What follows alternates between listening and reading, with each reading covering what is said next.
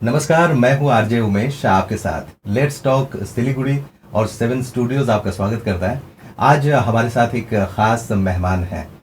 नाम है Ranjan Paul Chaudhary.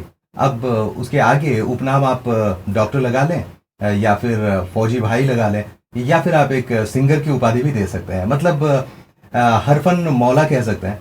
Doctor Ranjan Paul Chaudhary हमारे साथ हैं। स्वागत करते हैं उनका। स्वागत है सर आपका। सर आपके बारे में काफ़ी कुछ अभी सुनने को मिल रहा है। वर्ल्ड रिकॉर्ड आपका हमने सुना और पिछले महीने तो आप छाए रहे सर ये डिजिटल मीडिया पे भी, और लोगों के मुंह से भी काफ़ी कुछ आपके बारे में सुना है। तो काफ़ी फ़ख्र महसूस होता है कि आज आप हमारे साथ हैं। जी, थैंक यू। तो आज आपके बारे में जानेंगे, आपकी ज़िंदगी के बारे में जानेंगे और किस तरीके से सिलीगुड़ी के एक निवासी ने पूरी दुनिया में अपना नाम किया, ये जानकर लोग बहुत खुश होंगे। तो हम चाहेंगे आप अपने बचपन से स्टार्ट कीजिए ना। मेरा तो जन्म कलकत्ता में हुआ था बेसिकली। फिर हम एक्चुअली मेरा फादर मदर उड़ीसा में रहते थे, हमारा वहाँ पे सब अपना बिजनेस था। तो फिर मैं कटक में पला बड़ा हूँ, वहाँ पे स्कूल कॉलेज सारे कटक में किया हूँ। मेरा जो हॉकी में खेलता था वहीं से शुरू हुआ मेरा। फिर वहाँ से खेल खेल के मैं नेशनल्स तक पहुँच गया हॉकी में। उसका बाद मेरा फादर का बहुत बड़ा इच्छा था कि मैं डॉक्टर बने, क्योंकि मेरा पूरा फैमिली बिजनेस फैमिली था। तो और फादर बोलते थे तुम पढ़ाई में बहुत अच्छे हो, तुम बन सकते हो।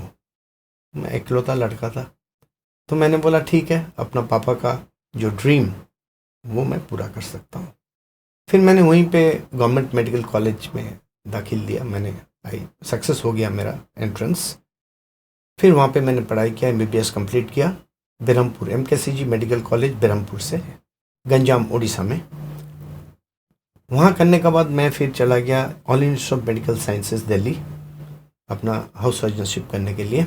उसका बाद मैं फिर मास्टर इन सर्जरी जो मैंने MS किया फिर उसी कॉलेज से बेरमपुर से। उसका बाद मैं आर्मी में ज्वाइन किया, 6 साल था आर्मी में, 1993 to 2000 as a graded specialist in surgery. मैं MS सर्जरी किया था। मैंने वहाँ पे बहुत अच्छा मुझे महसूस हुआ। आर्मी का जो है, मतलब मुझे बहुत फ़ख्र है कि मैं आर्मी में 6 साल मैंने अपना कंट्री के लिए दिया। उन दौरान मुझे 2 मुझे उपाधि भी मिले। जब मैं कारगिल में था 2 साल जी, तो वहाँ पे मैंने बहुत सारा कुछ ऑपरेशंस वगैरह किए थे फौजी भाइयों का, जो मतलब वॉर सर्जरीज होते हैं। पाकिस्तान रेगुलरली शेलिंग करते हैं, हम लोग भी करते हैं जवाब में। तो वहाँ से मुझे chief of army staff commendation card मिला मेरा सर्विस के लिए कारगिल में, एंड नॉर्दर्न कमांड। 2 साल में 2 उपाधि मुझे मिले। उसका बाद मैं वहाँ से मैं प्री मैच्योर रिटायरमेंट ले लिया, क्योंकि मैं अकेला लड़का था और मेरा फादर मदर अकेले यहाँ सिलीगुड़ी में रहते। तब तक वो लोग सिलीगुड़ी शिफ्ट किए थे। फिर मैं मणिपाल ग्रुप ज्वाइन किया, वहाँ पे असिस्टेंट प्रोफेसर था, एसोसिएट प्रोफेसर था। फिर वहाँ से फाइनली मैं सिलीगुड़ी में आके बस गया। यहाँ पे फ़िलहाल मैं प्रैक्टिस करता हूँ 3 हॉस्पिटल्स में। यही मेरा बचपन से अभी तक का कहानी है। जी हाँ, काफ़ी इंटरेस्टिंग है सर। अब कहा जाए कि घाट घाट आप घूम चुके हैं तो गलत नहीं होगा। बिल्कुल बिल्कुल, मैंने सारा कुछ देखा। हाँ हाँ, फौजी लाइफ देखा, फील्ड में क्या लाइफ होता है, -35-40 डिग्री में भी झला कारगिल में।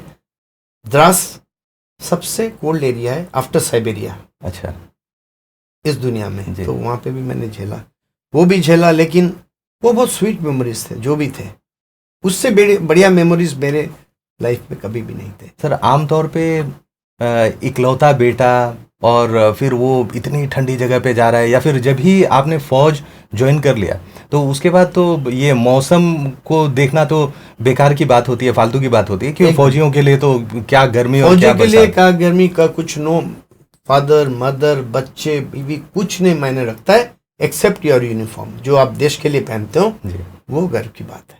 अच्छा कोई सर, फौजी पीछे नहीं सोचता है, हमेशा सोचता है कि मैं देश के लिए क्या कर सकूं। सही बात है सर। तो सर बचपन से स्टार्ट करते हैं। जब आपकी स्कूलिंग हो रही थी तो उस वक्त पढ़ाई में आपका मन खुद ब खुद लगता था या फिर घर वालों की ज़बरदस्ती के चलते, या क्या था माहौल आपके घर का कैसा था? माहौल मेरा घर का अच्छा ही था। मेरा पिताजी मुझे बहुत ज़्यादा सपोर्ट करते थे पढ़ाई के लिए स्पेशली। उनको पता था कि मेरे में हुनर है, मैं बन सकता हूँ डॉक्टर। तो हमेशा बोलते थे हमारा तो पूरा बिजनेस फैमिली है, कोई तो निकलना चाहिए यहाँ से। तो वो देख के मैं देखा पिताजी का बहुत बड़ा एक ये ड्रीम है, मैं पूरा कर सकता हूँ, इसलिए मैं आउट ऑफ द ट्रैक पढ़ाई करना शुरू कर दिया। अच्छा, सिलीगुड़ी के जो काफ़ी डॉक्टर से मेरी जान पहचान है सर, तो उनसे जब भी बातें होती हैं और आपके नाम का जिक्र चलता है तो वो लोग बताते हैं कि वो बहुत अच्छा गाते भी हैं। तो सर गाना कैसे? जी बिल्कुल, मैं एक्चुअली गाना मैं सीखा नहीं, वेरी ऑनेस्टली। जब मैं मेडिकल कॉलेज में था, मैं लेकिन बहुत सुनता हूँ गाना, मैं बहुत फॉलो करता हूँ पुराने गाने, जैसे किशोर कुमार, मुकेश, मोहम्मद रफ़ी, अभी भी मैं फॉलो करता हूँ, अभी मैं सुनता हूँ रेगुलरली। हाँ, तो आजकल जो डिजिटल वर्ल्ड है, आप मोबाइल घुमाओ, एक से बढ़कर एक गाना आ जाएगा। तो मैं उसी में, मैं MBBS में जब था, तो मैं सुनते सुनते, मैं प्रैक्टिस करते करते मैं गाना गाना शुरू किया। बट मैं तो प्रोफेशनल नहीं हूँ, I am N amateur singer basically. But है, फिर भी मैं जब गाया, लोगों ने मुझे बहुत, मेरे को प्राइज़ भी बहुत मिले मेडिकल कॉलेज में, द बेस्ट सिंगर फलाना। फौज में भी बहुत माहौल अच्छा रहता है, पार्टीज होता है, गाना गाने के लिए चांस मिलता है, तो उसी को मैं कंटिन्यू किया बेसिकली। अभी भी मैं गाना गाता हूँ, जब भी मौका मिलता है, मुझे बहुत खुशी होती है गाना गाने में। तो डॉक्टर साहब चाहेंगे कि आप अपनी आवाज़ में 2 लाइनें सुना दें। बिल्कुल बिल्कुल, ये बहुत पुराना गाना है, मैं 2 स्टैंजा गा दूंगा, कोई प्रॉब्लम नहीं है। ठीक है। ये नयन डरे डरे, ये जाम भरे भरे, जरा पीने दो, कल थी किसको खबर, रात हंसी ये चांद हंसी, तू सबसे हंसी मेरे दिल बर, और तुझ सा हंसी, और तुझ सा हंसी मेरा प्यार, तू माने ना, ये नयन डरे डरे, এই রাত তোমার আমার, শুধু দুজনে, এই রাত তোমার আমার। बहुत सुंदर, बहुत सुंदर। अच्छा सर, एक तरफ एक कलाकार आपके दिल में छुपा हुआ है जो बहुत ही नाजुक दिल वाले होते हैं, कोमल दिल वाले होते हैं, और दूसरी ओर आप सर्जरी करते हैं और वो भी दुनिया के फास्टेस्ट सर्जरी करने वाले बन जाते हैं। सर, ये 2 सामंजस्य कैसे मिलाते हैं आप? ये बैलेंस करना पड़ता है। जब मैं सर्जरी करता हूँ, जब मैं टॉवल रख देता हूँ हरा वाला, मुझे पता नहीं मैं किस में सर्जरी कर रहा हूँ। एक गरीब भी हो सकता है, मिनिस्टर भी हो सकता है, कोई भी हो सकता है। वहाँ पे मेरा ध्यान एकदम सर्जरी में जाता है, मैं सब कुछ भूल जाता हूँ उस टाइम। मॉनिटर में रहता है, ध्यान सर्जरी में रहता है, ताकि मैं अच्छा से सर्जरी करूँ, सक्सेसफुल हो सर्जरी। और गाने का टाइम अलग है, जब मैं रिलैक्स रहता हूँ, गाना सुनता रहता हूँ, गाड़ी में जाते जाते गाना सुनता रहता हूँ, वो भी रिलैक्सिंग होता है basically. Music is also very relaxing to your mind. अच्छा, तो जब आप सर्जरी के लिए गए थे, आपने क्या पहले से ये अपने दिल में बिठा लिया था कि अब मुझे ये रिकॉर्ड तोड़ना है जो 6 मिनट 12 सेकंड्स का था पहले, और आपने उसे आधे टाइम में, लगभग 3 मिनट 23 सेकंड्स में आपने ये सर्जरी कर दिया? तो आपने कंपटीशन की भावना रखी थी क्या सर? नहीं, मैं बिल्कुल नहीं रखा था। मैं, क्योंकि सर्जरी में हमेशा क्या होना चाहिए, आपको टाइम नहीं देखना है बेसिकली, आपको देखना है मैं कितना अच्छा करता हूँ, विदाउट एनी कॉम्प्लिकेशन होना चाहिए। लेकिन मेरा, अब मैं सर्जरी तो बहुत दिन से कर रहा हूँ, 30 साल हो गया। लेटली 6 महीना से, देखिए जब एक बंदा 30 साल हो जाता है सर्जरी का, तो हाथ तो उतना ही हुनर हो जाता है जी, फास्ट मूवमेंट हो जाता है, एक्सपीरियंस बोलता है। तो मेरे जो एनेस्थेटिस्ट फ्रेंड है, जो मुझे एनेस्थेशिया देते थे, तो उन्होंने मुझे थोड़ा सा ये किया कि why don't you apply for this, तुम तो 5 मिनट में 4 मिनट में करते हो गॉल ब्लैडर सर्जरी। हमने सर्च किया कि जो फास्टेस्ट है वो 6 मिनट कितना लगा है, और मेरे सामने जो मैंने एनेस्थेशिया डॉक्टर जो मैंने एनेस्थेशिया देता है, तो मैं सोचा अच्छा ठीक है, चलो ये भी देख लेते हैं ज़िंदगी में। तो मैंने फिर रिकॉर्ड किया 2-3 operations, record from starting to the end, शुरू से लेके अंत तक। फिर मैंने गूगल देखा, नहीं मेरा टाइमिंग तो बहुत फास्ट है। फिर मैंने अपलोड करके उसको सब सबमिट कर दिया as per there protocol, as per ये जैसे होता है, बिकॉज ये इंटरनेशनल बुक ऑफ रिकॉर्ड है। ये आप बोलने से, मैं बोलने से वो लोग मानेंगे नहीं, दे हैव डिफरेंट, उनका प्रोफोमा होता है क्या क्या भेजना पड़ता है क्या नहीं, सब मैंने भेजा उनको as per that. And last week उन्होंने मुझे ये कंफर्म किया टाइटल। तो सर आपके वैसे सर्जन वाली लाइफ में सबसे क्रिटिकल केस कैसा आया था? देखिए मैं तो लेप्रोस्कोपी करता हूँ, ऑन्को सर्जरी करता हूँ, different type of surgery, right from face to the foot. लेकिन मुझे सबसे इंटरेस्ट लगता है ट्रॉमा सर्जरी, जो एक्सीडेंट्स हो जाते हैं naturally. Gall bladder, appendix, hernia, hydrocele routine surgeries है, वो भी पार्ट ऑफ सर्जरी है। बट ट्रॉमा में क्या होता है, चैलेंज होता है। अच्छा। किसी को पेट में चोट लगा, किसी को छाती में चोट लगा, वो जिंदगी के लिए वो लड़ रहा है जी। उसको अगर मैं प्राण दे सकूं, उससे बढ़िया रिजल्ट और कुछ नहीं है। इसलिए मेरा हमेशा ट्रॉमा में इंटरेस्ट है, अभी भी है। और ये मैं इंटरेस्ट फौज से मुझे मिला है। अच्छा जी, मैं क्योंकि मैं कारगिल में था पोस्टेड 2 साल, कारगिल वॉर में भी मैं 7 दिन के लिए गया था जी। तो वहीं से मेरा ट्रॉमा में इंटरेस्ट बढ़ गया। क्योंकि ट्रॉमा में आप एक मरता हुआ लोग को जान बता सकते हैं, एक फैमिली को बचा सकते हैं। ये मेरा बहुत सारा, इसमें सबसे ज़्यादा मेरा इंटरेस्ट रहता है। तो सर उस वक्त आपके दिमाग में काफ़ी बातें चल रही होंगी, जैसे कि यहाँ माँ पिताजी भी हैं, आप इकलौते हैं, और कारगिल में आप हैं, मतलब जान कभी जा सकती है क्योंकि वॉर हो रहा है। और वहाँ उस समय जो कारगिल का माहौल था वो तो हम लोग आम आदमी के लिए तो बहुत डरावना था। बिल्कुल। और वहाँ आपने अपने आंखों के सामने फौजी भाइयों को देखा लड़ने जाते हुए, फिर कई लोग जख्मी होकर आते होंगे। बिल्कुल। तो सर वो ज़रा बताते हैं। देखिए मैं करीब में 2 साल पहले था, उस टाइम भी शायद वो वॉर नहीं था, लेकिन प्रॉक्सी वॉर चलता है वहाँ पे अक्रॉस द लाइन। स्पेशली जब आप पाकिस्तान के अगेंस्ट में हो, वो लोग भी गोलीबारी मारते हैं, मोटर शेल्स मारते हैं, हमारे एरिया में आके गिरते हैं, हमारा फौजी लोग घायल हो जाते हैं, कोई मर भी जाता है। हमारा जैसे कॉन्वॉय चलता है उसको ऊपर अटैक करते हैं, बिकॉज लाइन ऑफ कंट्रोल बहुत नज़दीक है कारगिल में।